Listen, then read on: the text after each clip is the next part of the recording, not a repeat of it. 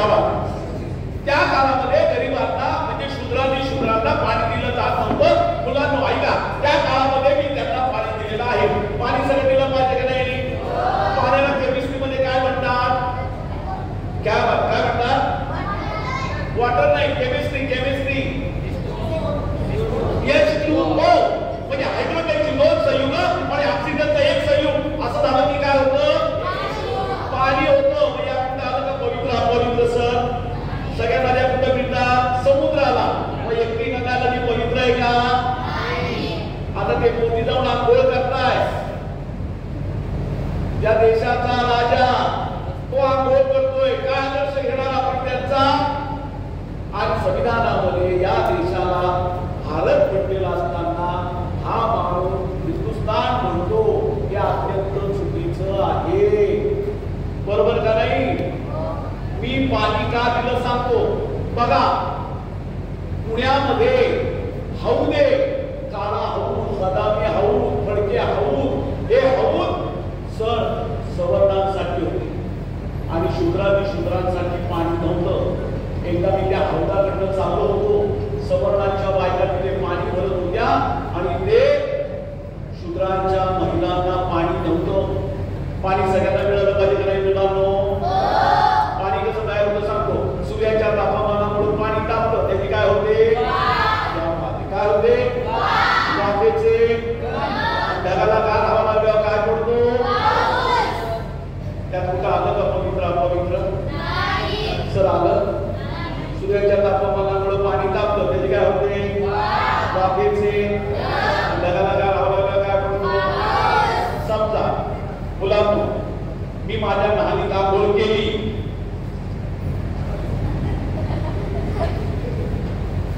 लहानीतलं पाणी आलं रस्त्यावर. सूर्याच्या तापमानामुळे पाणी तापलं, त्याची काय झाली? वाफेचे. ढगाला गार हवा लागल्यावर काय पडला? समजा हा पाऊस कुठला? नेमका बापनाच्या विहिरीत पडला.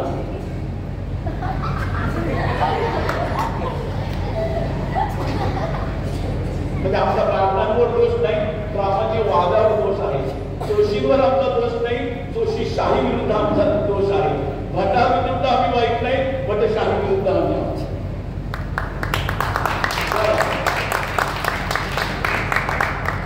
काय झालं? पाऊस कुठं पडला? एखाद्या बापनाच्या. मग बापनाच्या बायकोनी काय केलं? अय्या किती ताजं पाणी भरलेल्या काळच्यावर त्याची ताजं पाणी. मग तिने काय केलं? सत्यनारायणाच्या पूजेमध्ये जे तांदूळ मिळतात ते तांदूळ धुतले. कुठल्या पाण्यात? कुठल्या? सत्यनारायण माहिती ना? इकडं नवरा, इकडं बायको, घरची उघडं. म्हणजे त्या नवरीने उघडं मग पहिल्यांदा यालाच बघायचा, हा कसला विधी. आणि तो काय म्हणतो? भार्या समर्पयामी. गुगलला बघा या वाक्याचा अर्थ काय आहे. भार्या म्हणजे बायको. तुझी बायको मला दे. नवरा म्हणतो मम मान्य. आहे की नाही? तो म्हणतो सर, त्यांनी लिस्ट दिलेली असते. 100 काजू, 100 बदाम, 100 मनुके, 5 फळं. सर परवा एका सत्यनारायणाला गेलो, सीताफळ होतं. हे सगळं त्यांना द्यावं लागतं. काजू बदाम हे ते आहे का नाही? पण आपल्या पोराला साधं शेतकरी पण नाही. त्यांनी 5 फळं दिलेली, तिथं सीताफळ होतं.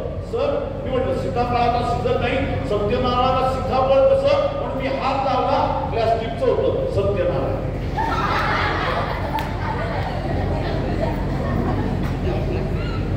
हाय का नाही? म्हणून बाबाच्या पोराची तोंड बघा. हो, म्हणून सत्यनारायण आपल्या लेकरांनी जर का हात आहे म्हणून लेखत ते बाबाला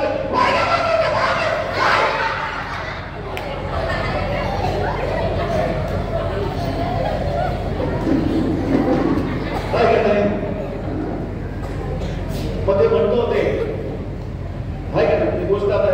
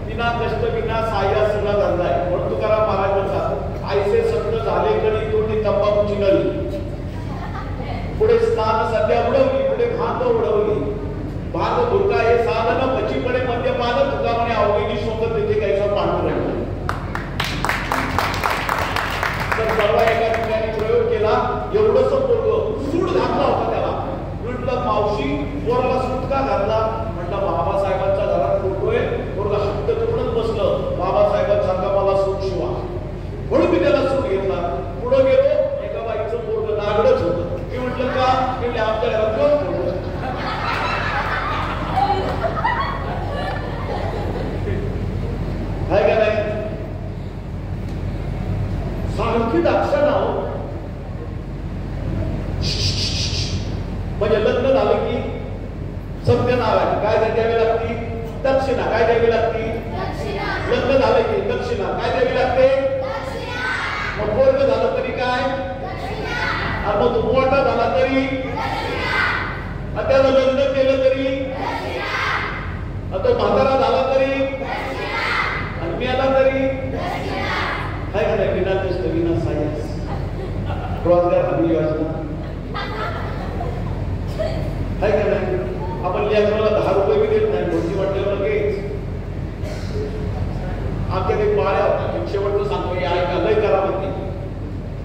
ही 24 सप्टेंबर 1873 दरम्यानची घटना सांगतो. आमच्या एक बाळ्या होता, लय करा म्हणते.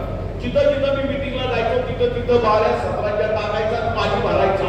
मी बाळ्याला करा, बाळ्या सार्वजनिक सत्य धर्माची आमची सत्यशोधक समाजाची मिटिंग आहे, तू सत्रांच्या टाक, पाणी भर, सगळे लोक येणार आहेत आणि मी पण येणार. ती मिटिंग घेतली त्या काळात. ते कावळा येतो, त्याला काय म्हणतात तो दिवस? कावळा येतो दरवर्षी. हा काय? सर्व मित्र माहिती ना, दरवर्षी कावळा येतो. किती जणांना माहिती? हातवर करा. सगळ्यांना. मी बाळाला म्हणतो, बाळ्या महाराष्ट्रातले माझे कार्यकर्ते येणार आहे, तू सत्रांच्या टाक, पाणी भर. नेमकी मी मिटिंग घेतली पितृपक्ष पदरवड्यात. बाळाला म्हटलं सत्रांच्या टाक, उद्या लवकर ये. कधी उलट न बोलणारा बाळ्या कसा म्हणतोय, तात्या मी उद्या येणार नाही. मी म्हटलं का नाही? म्हणलं आई म्हणली कुठे जाऊ नको, पितृपक्ष पदरावडा सुरू होतोय, उद्या तुझा बाप येणार.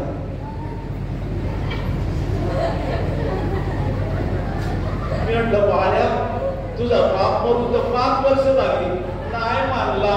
आई म्हणली कुठं जाऊ नको, दर वर्षाला एक खेप असतील तुझ्या बापाची. मी म्हटलं बाळ्या हे असं शब्द आहे. नाही मानला. आई म्हणली कुठं जाऊ नको, तुझा बाळा येणार.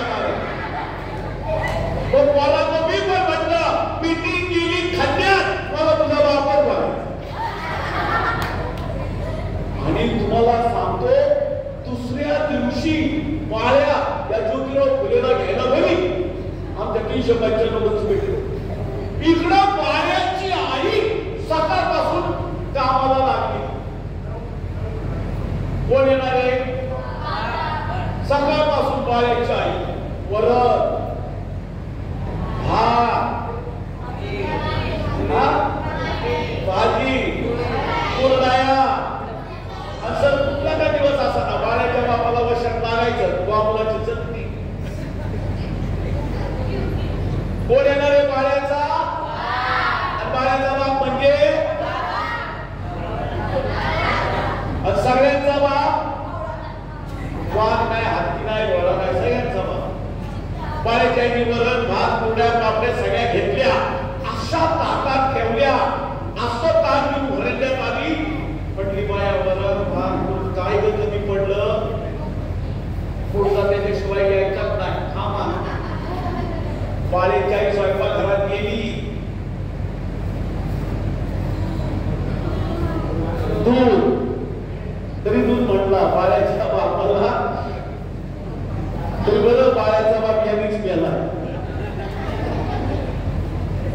बाळ्याच्या आईने ताट इकडनं आलं, तोपर्यंत मी तिकडनं आलो. आता ताट हितं, बाळ्या हितं, बाळ्याच्या हितं, आणि ज्योतिराव फुले हितं. ताट कुठं? बाळ्या बघतोय वर. कोणाकडं?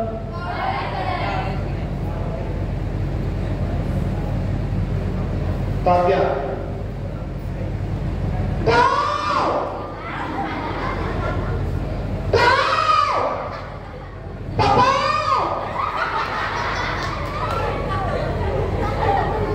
पप्पा ये ना,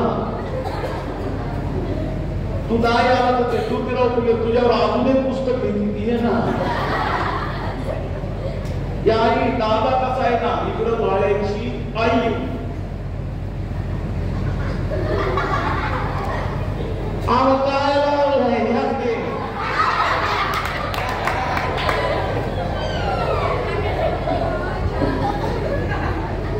काय तुमची आवडती भाजी विकली.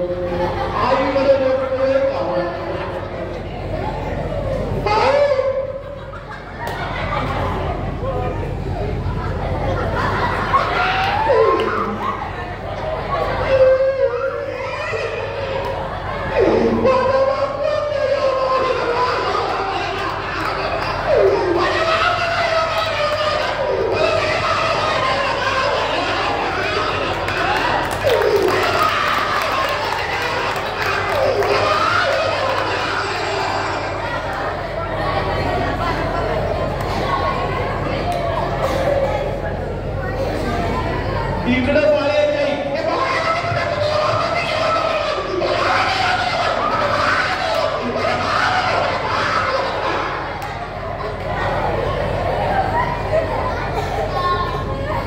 बरं कावळ्यांनी न खायचं ना, काव काव केले, 11 कावळे उडून गेले.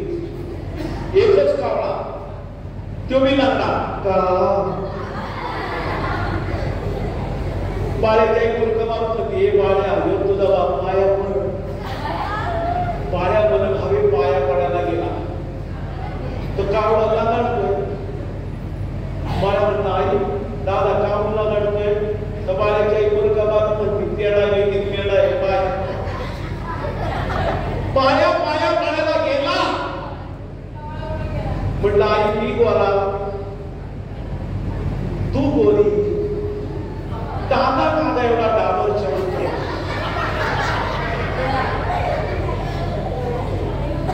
बाळ्या तुझ्या पाया पड. बाळ्या पाया पडायला गेला. कावळा उडून गेला. जिथं जिथं कावळा जात होता तिथं तिथं बाळ्या जात होता. अंधार पडला. कावळा दिसेनासा झाला. बाळ्या घरी आला. म्हटलं आई आपल्याला एवढे नातेवाईक आहे आधी नाही सांगायचं का? मित्रांनो सांगायचं तात्पर्य असं जिवंतपणी मित्रांनो आईची सेवा करा, वडिलांची सेवा करा. जगात सगळं मिळेल, आई वडील नाही मिळत. आणि जर तुम्हाला आई वडील नसतील तर तुमच्या शिक्षकांसाठी तुम्ही जगा. महाराज म्हणतात माय बापे केवल कासी त्याने न जावं तीर्थासी. पुंडलिकाने काय केले परब्रह्म उभे केले. तैसा होई सावधान हृदय धरा नारायण. तुका म्हणे माय बापे अवघे देवाची रूपे. मित्रांनो सांगायचं तात्पर्य असं त्या भडक्या हौदावर सवर्णांच्या बायका पाणी भरत होत्या आणि या बाजूला आमच्या महारा बायका उभ्या होत्या. या सवर्णांच्या बायका पाणी भरत होत्या. महाराजांच्या बायका रिकामी भांडी हातातून उभ्या होत्या. कधी ह्या बायका म्हणतील आम्हाला पाणी मिळेल त्यांचं हस्त खिदळणं चालू होतं. एवढा सत्याच्या गुणासाठी घागरीच्या घागरी खाली गेल्या जात होत्या. लय पाणी यांनी वाया घालवलं आणि पाणी नळाद्वारे दिलं जावं ही संकल्पना माझी. म्हणून पुण्यामध्ये हडपसर भागात 17.5 नळी म्हणतात. मी कोर्टातली कार्यकर्ता होतो, मी कॉन्ट्रॅक्टर होतो. कात्रजचा बोगदा मी मारला, येरवड्याचा मी मारला, विटी स्टेशन म्हणजे शिवाजी टर्मिनस मध्ये मी होतो.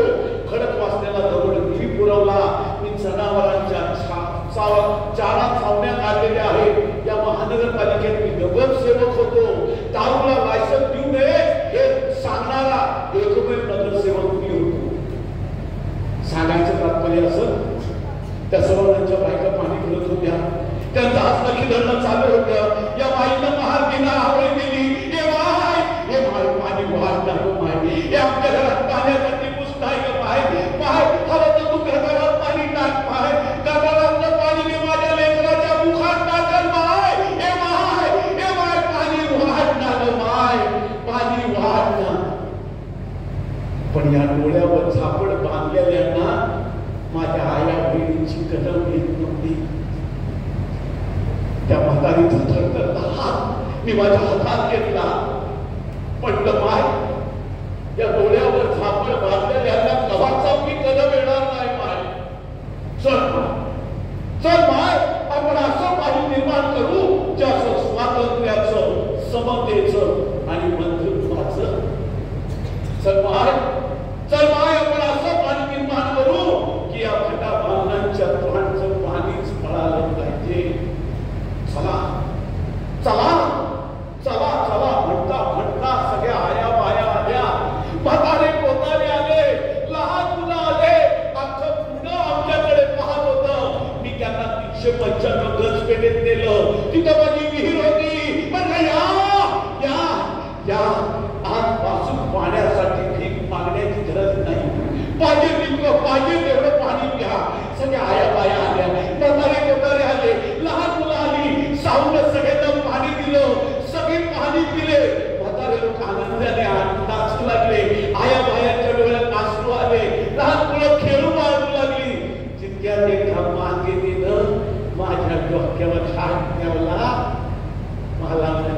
तात्या तात्या किती कांदावर तुम्ही आमच्या महाराजांसाठी तात्या तुमचं हे पान कसं फेडू. त्या म्हातारीचा थरथर हात मी माझ्या हृदयाजवळ नेला. म्हटलं माय मी वेगळं काही नाही केलं ग माय, मी फक्त माणूस धर्म पाळला ग माय.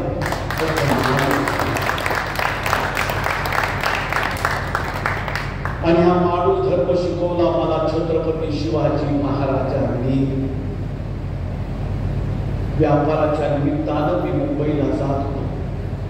आम्ही तिथं सगळे गेल्यानंतर मला तिकडच्या एका वर्तमानपत्रामध्ये एक लेख दिसला.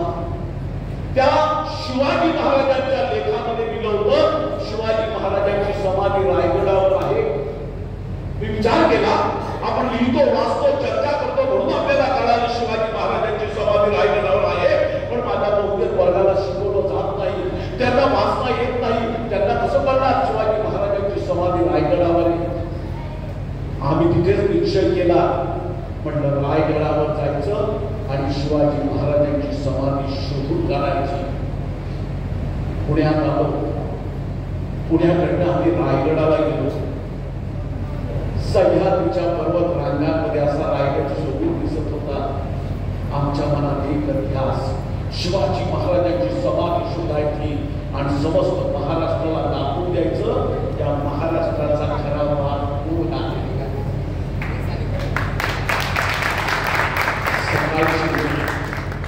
आम्ही गड चढत गेलो. पक्षांच्या किल्ला सुंदर हवा सुटलेली. सगळ्यांच्या मनामध्ये एकच आनंद शिवाजी महाराजांची समाधी शोधायची. आम्ही गड चढत गेलो. ऊन वाढत गेलं. कातकरी तिथं जनावरांना चारा देण्यासाठी आले होते. ऊन वाढत गेलं. गडावर लोक यायला लागली. आम्ही त्यांना म्हटलं तुम्हाला माहिती आहे महाराजांची समाधी? हो तुम्हाला माहिती आहे महाराजांची समाधी?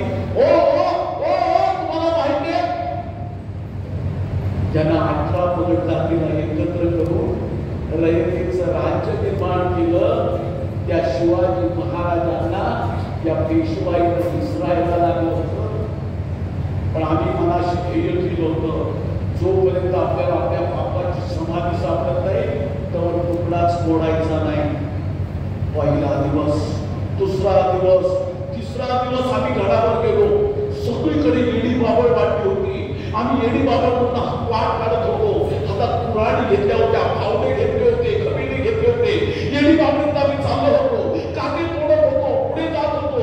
आमचे पाय रस्त्यावर गेले, डोकं साचून गेलं. आम्ही शोधत होतो महाराजांची समाधी आणि अचानक आम्हाला एक चौथळा दिसला. मी सगळ्या सहकार्यांना तिथं बोलवलं. अरे म्हटलं या. अरे त्यानं शत्रूच्या स्त्रियांना देखील सन्मानानं वागवलं.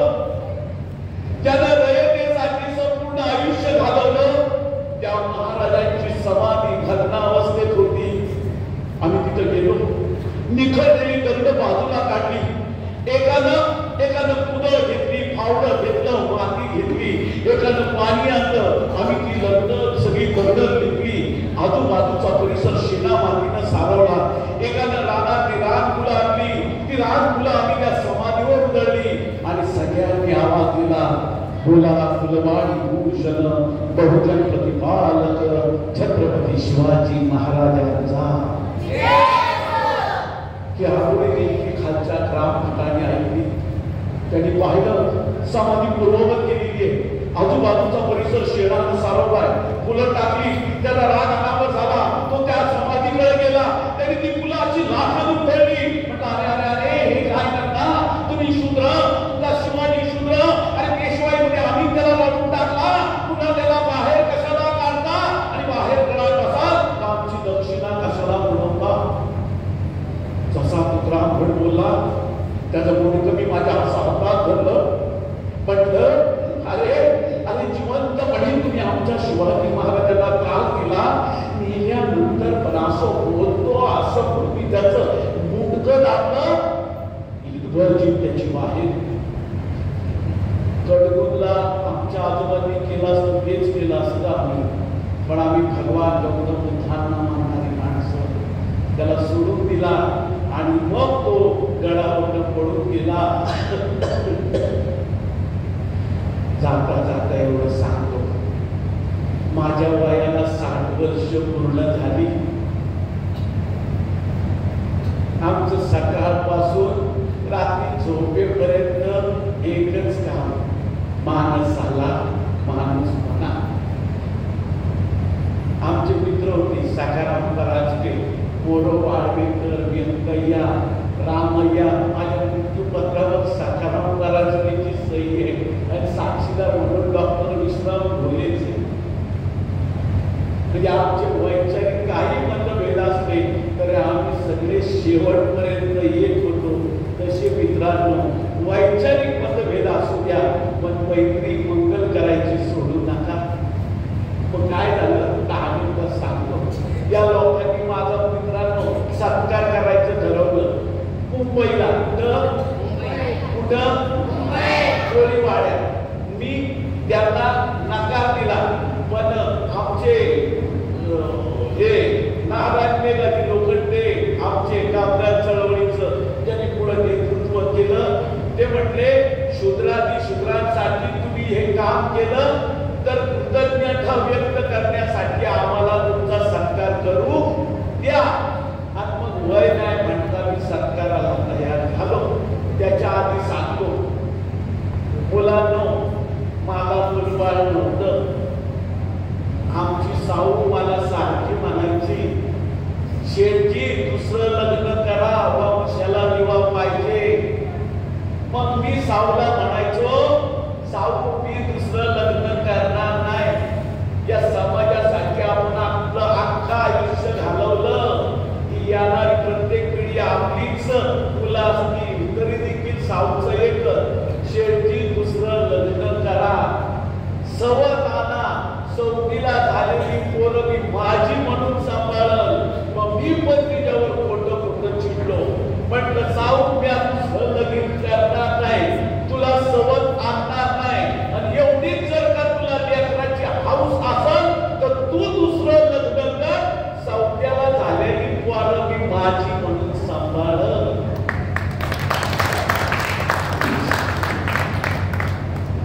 पुण्यामध्ये संध्याकाळचा मी फिरायला जायचो. तिने सांची वेळ अंधार पडायला लागलेला. मी तिकडनं आलो, मुळा मुठा नदीकडनं माझ्या घराकडे चाललो. एक बामणाची बाई नदीकडे चाललेली, एवढं मोठं तिचं पोट. मी म्हणलं अंधार पडत चालला, ती बाई इकडं कुठं चालली म्हणून मी तिच्या मागं गेलो. ती त्या नदीच्या काठावर गेली, उभी राहिली, उडी मारली. अशी उडी मारला तिच्यात. म्हटलं हे पोरी थांब.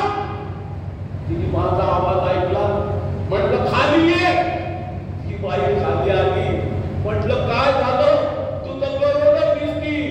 तशी ती बाई म्हणली, माझं नाव काशी पटवर्धन, माझा नवरा वारकऱ्यानं मेला, माझ्यावर घरातल्या लोकांनी अत्याचार केला, त्यात ती गर्भधारणा झाली. सासूला सांगितलं तर सासू मला वाईट झालीची म्हटली.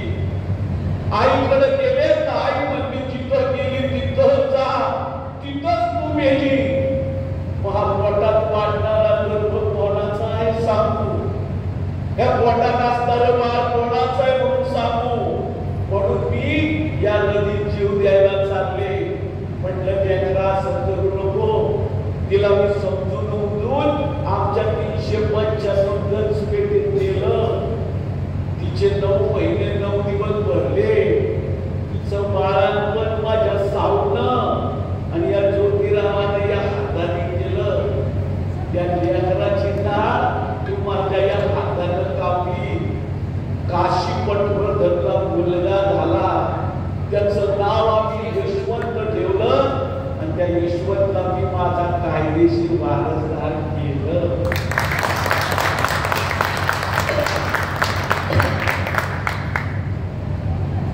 आणि मग पुढं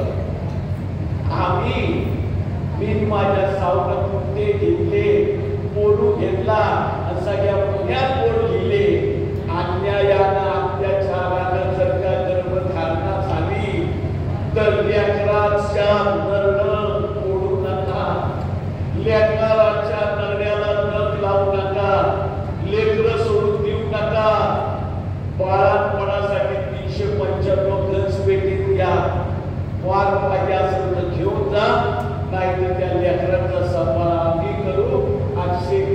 38 बाळांमध्ये तुमच्या या ज्योतिरावांनी सावली केली. आता सत्काराचं सांगतो. मुंबईला आमचा सत्कार झाला. कोळीवाड्यात महाराष्ट्रातले लोक आलेले. सुरुवातीला आम्ही स्टेजवर आलो. सर सावला चोळी बांधली दिली, तिचा सत्कार केला. मला पटका बांधला, उपकरण दिलं, माझा सत्कार झाला. आणि माझ्या त्या सत्काराला बडोद्याचे राजे सयाजीराव गायकवाड येणार होते. पण ते कामाने आले नाही, पण त्यांनी पत्र पाठवलं आणि त्याचं वाचन मुंबईचा यज्ञ म्हणून माझा कार्यकर्ता त्यांनी ते केलं. त्या ज्योतिरावांनी सांगितलं, त्या बडोद्याच्या सयाजीरावांनी त्यामध्ये लिहिलं, ज्योतिरावांनी आयुष्यभर कष्ट केले. त्यांनी मुलींची शाळा सुरू केली. त्यांनी शेतकऱ्याचा सूड गुलामगिरी, ब्राह्मणाचे कसब, रत्न, अस्पृश्यांची कमिशन हे असं लिहिलं. मोहम्मद पैगंबरावर पवाडा दिला, शिवाजी महाराजांवर पवाडा दिला, जनावरांच्या चारा छावण्या काढल्या, गरिबाची मदत केली. हे करत असताना ज्योतिरावांना खूप हाल अपेष्टा सहन कराव्या लागल्या. तेव्हा ज्योतिरावांना आजपासून महात्मा म्हणून संबोधलं जावं. हे लोकांनी तुमच्यासारख्या गाड्या वाजवल्या, पेटे उडवले आणि कोणीतरी मागून बोललं, बोला महात्मा फुले आमचा. लोकांनी मला उत्स्फूर्तपणे महात्मा ही पदवी दिली आणि त्या सत्काराला उत्तर म्हणून मी माझ्या भाषणामध्ये म्हटलं, माझ्या बंधूंनो आणि भगिनींनो, शूद्रांसाठी मी काम करत असताना मला खूप यातना सहन कराव्या लागल्या असं आधीच्या या वक्त्यांनी सांगितलं. पण खरं सांगतो माय बाबो, मला अजिबात त्रास झाला नाही, कारण मी जे करत होतो ते अगदी मनापासून करत होतो. बोला तुम्ही पण तुमचं काम मनापासून करा. टीका करणाऱ्याला टीका करू द्या. तुम्ही तुमचं काम मनापासून करा. यश मिळाल्याशिवाय राहणार नाही. जाता जाता एवढंच सांगतो, विद्ये विना मती गेली, मती विना नीती गेली, नीती विना गती गेली, गती विना वित्त गेली, वित्त विना शूद्र खचले, नित्य आनंद करावे. मुलांना खूप शिका. आपल्या बहुजनांना शिकल्याशिवाय पर्याय नाही. आपली वडिलोपार्जित इस्टेट नाही. मुलांना खूप शिका. डॉक्टर व्हा, वकील व्हा, इंजिनियर व्हा, बंगले घ्या, गाड्या घ्या, घोडे घ्या, पण या राष्ट्र सेवा दलामुळे तुम्ही एवढे शिकला, या राष्ट्र सेवा दलाच्या शाळेला विसरू नका. तुमच्याकडे पैसे खूप झाले तर येणाऱ्या नवीन मुलांसाठी तुम्ही देणगी द्या. चोरी करू नका, खोटं बोलू नका, सत्याच्या मार्गाने जा, कारण सत्याचा विजय होतो. सत्य सर्वांचे आधी घर. बोला माझ्याबरोबर, सत्य सर्वांचे आधी घर, सर्वधर्मांचे माहेर, जगा माझी सुख सारे, खास सत्याची बापोरे. सत्य सर्वांचे आधी घर, सर्वधर्मांचे माहेर, सत्य सुखाला आधार, बाकी सर्व अंधकार. आहे सत्याचा बाजोर, गाडी मंडाचा तो नीर, बळ सत्याचे बाबू,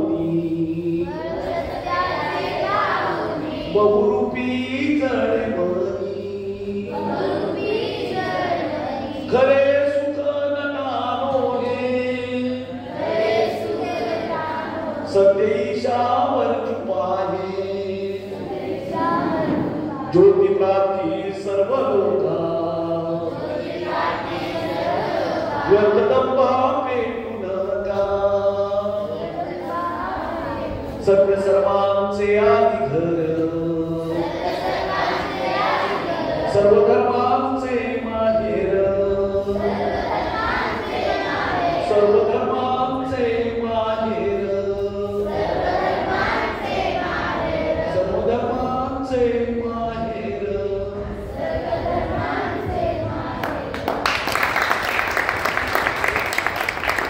आमच्या विद्यार्थ्यांच्या समोर महात्मा ज्योतिबा फुले उभे केलात आणि आमच्या विद्यार्थ्यांना बेबीपासून हसवला त्याबद्दल खूप खूप खूप खूप धन्यवाद.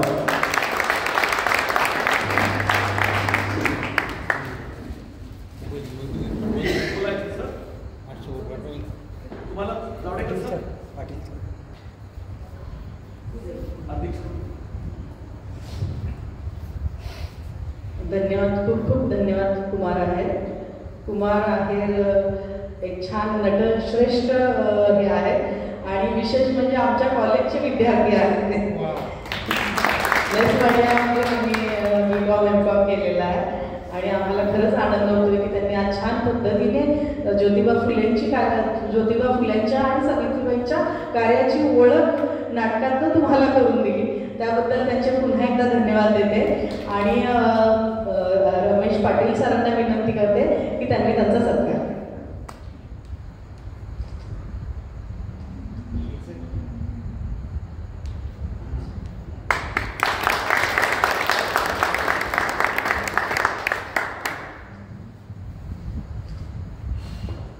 ज्योतिबा फुले पाठ्यपुस्तकातून आपले मुलं शिकत असतात, पण तुम्ही अतिशय हसत खेळत आणि बाराखडी सांगितलं, त्यामुळे त्यांच्या निरंतर आठवणीमध्ये आहे की तुम्ही सांगितलेली गोष्ट. त्याचबरोबर आमचा मोठा आनंद एवढ्यासाठी वाटला की ज्योतिबा फुले सांगताना तुमच्याबद्दल जे एक म्हणा त्याच्यातला विनोद सांगायचा किंवा त्याच्यातल्या ज्या पद्धतीने सांगितलं ते आम्ही वृक्ष पद्धतीने सांगतो, पण तुम्ही अतिशय हसत खेळत ज्योतिबा फुले साक्षात उभा केला त्याच्याबद्दल तुमचं मनापासून अभिनंदन आणि असंच प्रबोधनाचं काम तुम्ही चालू ठेवा ही सदिच्छा. धन्यवाद. महात्मा ज्योतिबा फुलेंचा, सावित्रीबाई फुलेंचा.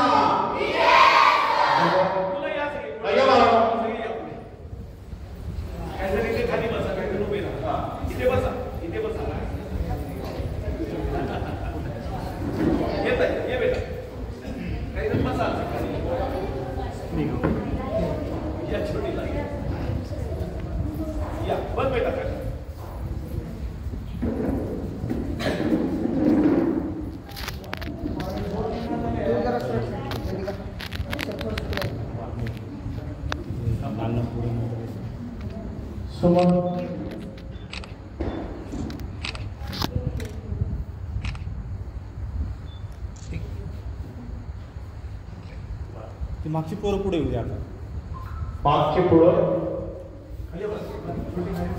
आपण आपण त्याची आठवण एक सांगतो. मागची दिसू द्या. स्वामी बस की पुढगाव बसायचं. हा